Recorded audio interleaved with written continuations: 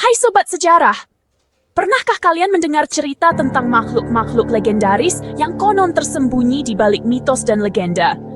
Di episode kali ini, kita akan mengungkap 7 makhluk mitologi dari berbagai budaya di dunia. Apakah mereka nyata atau hanya bagian dari dongeng kuno? Mari kita telusuri kisah-kisah menakjubkan yang mungkin belum pernah kalian dengar sebelumnya. Ayo kita mulai! Pertama, kita akan membahas Phoenix atau juga dikenal sebagai Bennu dalam mitologi Mesir kuno.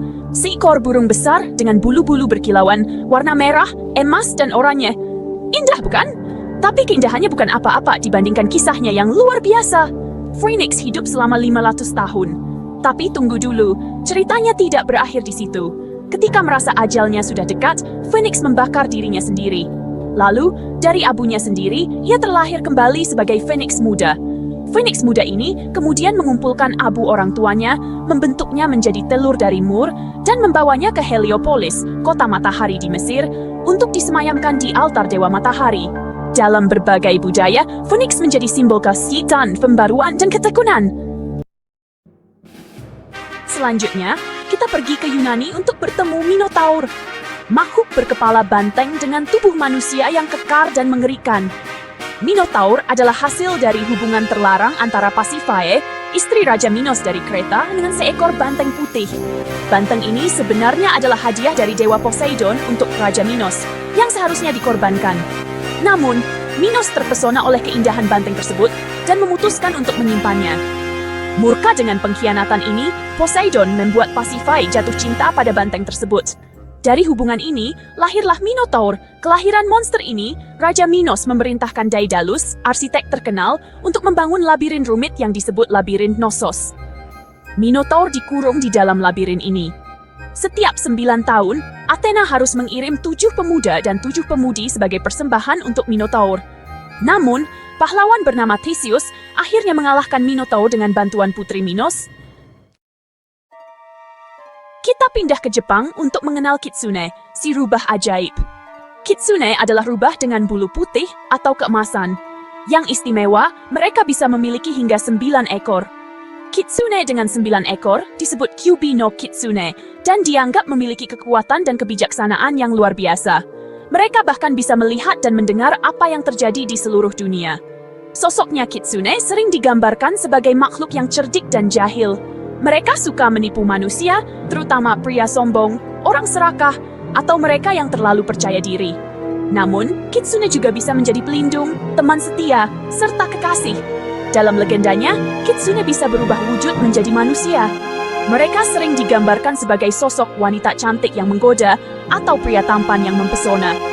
Salah satu cerita terkenal adalah tentang Kitsune yang berubah menjadi wanita cantik dan menikah dengan seorang pria. Mereka hidup bahagia dan bahkan memiliki anak. Namun suatu hari, identitas asli Kitsune terungkap, memaksanya untuk meninggalkan keluarganya dan kembali ke hutan. Meski demikian, ia tetap mengawasi dan melindungi keluarganya dari jauh. Dalam cerita rakyat Jepang, Kitsune juga sering dikaitkan dengan Inari, dewa kesuburan, padi, teh, sake, dan keberhasilan dalam mitologi Shinto. Patung rubah sering ditemukan di kuil-kuil Inari sebagai penjaga dan pembawa pesan. Sekarang, kita ke Amerika Utara untuk mengenal sosok yang lebih mengerikan, Wendigo. Wendigo adalah roh jahat dalam kepercayaan suku Algonquian. Sosoknya digambarkan kurus tinggi dengan kulit pucat, mata cekung, dan gigi tajam. Menakutkan, bukan? Legenda mengatakan bahwa Wendigo adalah manusia yang berubah menjadi monster karena melakukan kanibalisme. Mereka selalu kelaparan dan tak pernah puas, terus berburu manusia untuk dimakan. Dalam beberapa versi cerita, Wendigo juga bisa merasuki manusia, mendorong mereka untuk melakukan tindakan kanibal. Ini sering dijadikan penjelasan untuk kasus-kasus kanibalisme yang terjadi di wilayah suku Algonquian. Dalam budaya modern, Wendigo telah muncul dalam berbagai bentuk media, dari novel hingga film horor, seringkali sebagai monster yang menakutkan di hutan-hutan Amerika Utara. Kita menyeberang ke Irlandia untuk mengenal sosok Banshee, si peramal kematian. Banshee digambarkan sebagai wanita berambut panjang dengan gaun putih atau abu-abu. Banshee atau Binsithe dalam bahasa Irlandia yang berarti wanita dari Bukit Peri adalah roh dalam mitologi Irlandia yang meramalkan kematian. Konon, Banshee terikat pada keluarga-keluarga Irlandia tertentu, terutama keluarga dengan nama yang diawali O atau Mac. Konon, ketika ada anggota keluarga yang akan meninggal, Banshee akan muncul dan meraung atau menangis dengan suara yang sangat menyayat hati. Suaranya bahkan dipercaya bisa memecahkan kaca. Dalam beberapa cerita, Banshee sering muncul sedang mencuci pakaian berdarah dari orang yang akan meninggal di sungai. Orang-orang mengenal ia sebagai Binai atau pencuci, sebuah variasi dari mitos Banshee yang lebih umum di Skotlandia. Menariknya, Banshee tidak dianggap sebagai penyebab kematian. Ia hanya memberitahu bahwa kematian akan terjadi. Dalam beberapa tradisi, melihat Banshee bahkan dianggap sebagai kehormatan, karena itu berarti keluarga tersebut memiliki darah Irlandia murni. Selanjutnya, kita berlayar ke perairan Skandinavia untuk bertemu makhluk mitologi Kraken, si monster laut. Sosoknya digambarkan seperti cumi-cumi atau gurita raksasa dengan tentakel sepanjang kapal. Para pelaut sangat takut pada Kraken. Menurut legenda, kemunculan Kraken bisa menciptakan pusaran air yang sangat kuat. Konon, ia bisa muncul tiba-tiba dari kedalaman laut, melilit kapal dengan tentakelnya, dan menariknya ke dasar laut. Para pelaut pernah bercerita, tubuhnya digambarkan begitu besar, sehingga saat ia muncul ke permukaan, para pelaut mengira mereka telah menemukan pulau baru. Mereka akan mendarat di pulau ini, hanya untuk mendapati bahwa mereka sebenarnya berada di atas tubuh Kraken. Ketika Kraken menyelam kembali ke dalam laut, ia akan menarik serta kapal dan awaknya. Menariknya, meskipun Kraken sering digambarkan sebagai monster yang mengerikan dalam beberapa cerita, ia juga dianggap sebagai sumber makanan yang melimpah. Konon, ketika Kraken muncul ke permukaan, ia membawa serta banyak ikan, memberikan tangkapan yang berlimpah bagi para nelayan yang berani mendekatinya.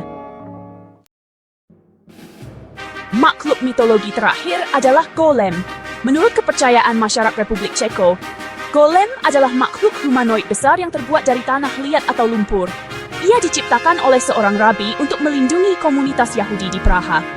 Yang menarik, Golem diaktifkan dengan menuliskan kata emet, kebenaran di dahinya. Untuk menonaktifkannya, cukup hapus huruf pertamanya sehingga menjadi met, mati. Golem sangat patuh pada penciptanya. Tapi ada versi cerita di mana ia menjadi tidak terkendali dan harus dihancurkan.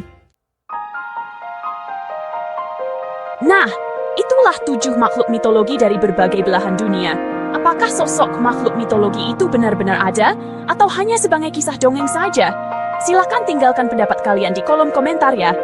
Jangan lupa like, subscribe, dan share video ini ke teman-temanmu. Sampai jumpa di video berikutnya.